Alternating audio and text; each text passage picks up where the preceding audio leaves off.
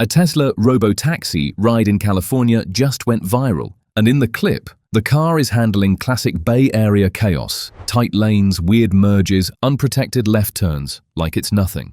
But the driver looks like they're barely doing anything. So now the internet is running with the biggest claim possible. Tesla quietly launched driverless robotaxis in California. If that's true, it's not just a cool software update. That's a direct hit on Uber, Lyft, and basically every city's transportation system. But there's one huge problem with this story. A problem that doesn't show up in the footage, and it could decide whether Tesla's robotaxi dream becomes the next tech revolution or the next regulatory faceplant. Stay with me, because once you see how the rules actually work here, the viral footage starts to look very different. What's actually happening in California? Quick context. Tesla has been pushing robotaxi as the endgame for years.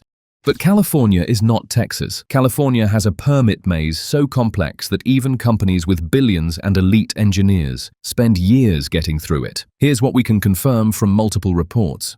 Tesla did launch a ride-hailing service in the San Francisco Bay Area in 2025, but without clearly calling it self-driving in public. The rollout has been limited and invite-only, and California, it has required a human safety driver behind the wheel. In Austin, the setup has been different because local rules allow the monitor to sit in the front passenger seat. So yes, Tesla-style robotaxi rides have been happening. The question is, are they actually driverless in California? Because if they are, Tesla would need permissions that right now it looks like they simply don't have. And that's where the story gets spicy. Part 1. Why the footage feels like a new era. The reason these clips feel so shocking is because they look like the movie version of autonomy. The car takes the turn. It chooses the lane. It handles that awkward moment when a human driver hesitates, and the person filming is thinking, wait, am I still in a normal car? Some creators have posted longer ride videos from the Bay Area showing the car navigating tough streets and doing advanced maneuvers while the human up front appears to be supervising rather than actively driving. That's the wow factor. Because if a normal-looking Tesla can do that, then the next thought is, okay, so Tesla can flip a switch, and boom, robotaxis everywhere. And here's the first cliffhanger. If Tesla is really scaling robotaxi-style rides in California, how are they allowed to? Part 2. The California permit maze nobody talks about. Here's the part that almost never goes viral, the paperwork. In California, two agencies matter for robotaxis. 1. The California DMV, which issues permits to test and deploy autonomous vehicles on public roads. 2. The California Public Utilities Commission, the CPUC, which regulates autonomous vehicle passenger service programs, including when you can carry the public and charge for rides. And there's a critical detail. Having a ride-hailing service is not the same thing as having a driverless robo-taxi. Tesla did get a CPUC transportation permit, a charter-style permit typically associated with chauffeur operations. But that permit is not an autonomous passenger service permit. Regulators have been blunt about this distinction. In 2025, the CPUC said Tesla was not allowed to test or transport the public, paid or unpaid, in an autonomous vehicle because Tesla didn't have the needed CPUC autonomous vehicle permits. Tesla could transport people in a non-autonomous vehicle with a human driver under its existing permit. Now the DMV side. California's DMV keeps an updated list of autonomous vehicle testing permit holders. As of late 2025, Tesla Robotaxi LLC appears on the DMV list as a permit holder for testing with a safety driver. But on that same DMV page, the list of companies approved for driverless testing does not include Tesla. And the DMV's list of deployment authorizations, meaning the step toward operating under deployment rules, also doesn't include Tesla. Translation, Tesla can test with a safety driver, but there's no public indication Tesla has California approval to run driverless tests or deploy a fully driverless robotaxi fleet. And California isn't strict just because it's California, it's strict because it's seen what happens when autonomy gets rushed. Waymo and Zoox didn't get here by vibes. They've gone through years of reporting, pilot, phases, and permit milestones. And the CPUC's own permits list shows why regulators don't play around. Cruises autonomous. Passenger permits have been marked suspended. In other words, California will absolutely hit pause if it thinks safety is slipping. So when you hear Tesla is scaling robotaxis in California, understand what that implies. It's not just building the tech. It's surviving the most bureaucratic, safety-obsessed obstacle course in the country. Whole world watches. The CPUC basically has a ladder. First, you can run pilot programs, drivered or driverless, where you can carry passengers, but you can't charge. Then you move into deployment programs, again, drivered or driverless, where charging fares becomes possible, and you don't get to skip steps.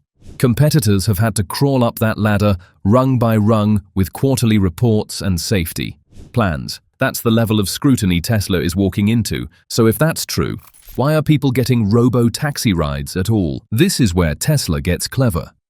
Part 3. Robotaxi-style versus robotaxi. Here's the trick in the word choice. If you have a human driver behind the wheel, then you're not operating a driverless autonomous taxi. You're operating a ride-hailing service with a human driver. Now, that driver might be using driver assistance. They might be using Tesla's full self-driving, supervised, as a tool. But legally, if the driver is expected to be in control at all times, that's not driverless robotaxi, service under California's strict definition. This is why you'll see headlines like Tesla launches ride-hailing in San Francisco, but no reference to self-driving. Because Tesla can roll out something that feels like a robo-taxi without being treated like a true autonomous taxi by regulators. It's like the difference between a plane that can autopilot and a plane that takes off and lands with no pilots at all. One is impressive, the other changes the industry overnight, which brings us to the next cliffhanger. Okay, so Tesla can scale a robo-taxi-style service with humans. But what's the huge problem? Because if it's just permits, Tesla can apply, wait, and eventually get them, right? Not so fast.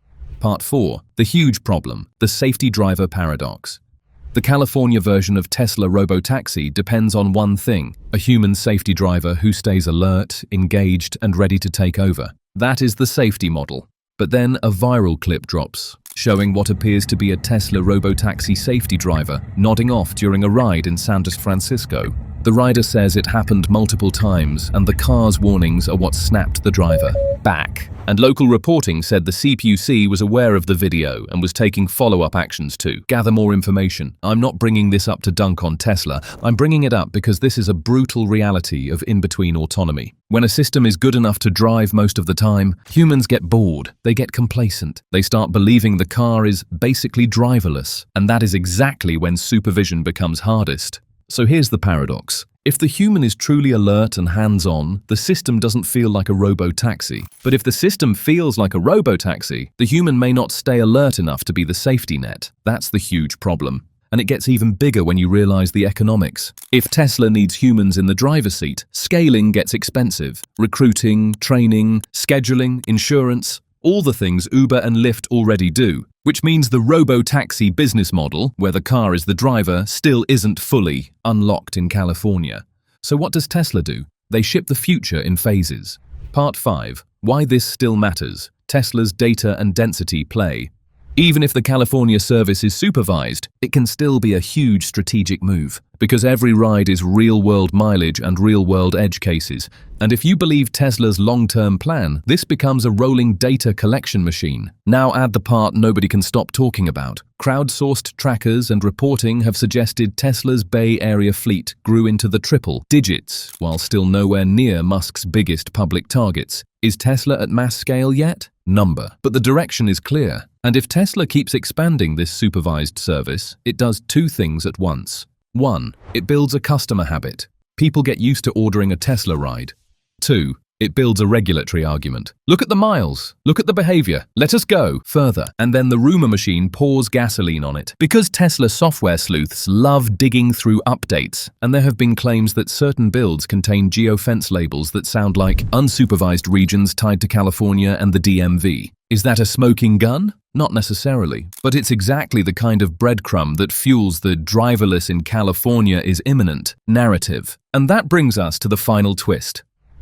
Part 6. So, is Tesla actually running driverless robotaxis in California? Here's the honest answer based on what's publicly documented. The viral footage can be real, without proving driverless robotaxis are legally operating in California, because impressive driving while a human supervises is still consistent with Tesla's Bay Area ride-hailing service being run with safety drivers, Tesla using supervised driver assistance during those rides, and Tesla operating under non-autonomous transportation authority while it works through the autonomous permit process. And when you look at the official permit landscape, the DMV's public Tesla Robotaxi LLC as approved for testing with a driver. But Tesla is not listed among companies authorized for driverless testing, and Tesla is not listed among the DMV's deployment authorizations. On the CPUC side, the CPUC's own permits issued list shows companies like Waymo and Zoox in autonomous passenger service programs, but not Tesla. So if you see a clip labeled driverless Tesla robotaxi in California, there are three possibilities. 1. It's supervised driving, filmed in a way that makes it look driverless. 2. It's footage from a different state, like Austin, reposted with a California caption for clicks. 3. It's a one-off moment that isn't representative of what's legally allowed at scale. Because the real headline isn't Tesla secretly went driverless in California. The real headline is Tesla is trying to normalize robotaxi behavior before it wins the robotaxi permits. It's trying to make the experience feel inevitable. And if it works, the day Tesla goes from safety driver behind the wheel to empty driver seat, passenger only, that's the day the entire ride-hailing market changes, not gradually, overnight. So here's the question. Do you think Tesla will crack California's robotaxi rules with a supervised step-by-step rollout? Or do you think the safety driver paradox and the permit maze will slow it down for years? If you want the next update, the second Tesla pushes the Bay Area program closer to true driverless. Hit like, subscribe, and turn on notifications. Because the next phase of this story won't be decided by a viral clip. It'll be decided by what Tesla can prove in the real world and on paper.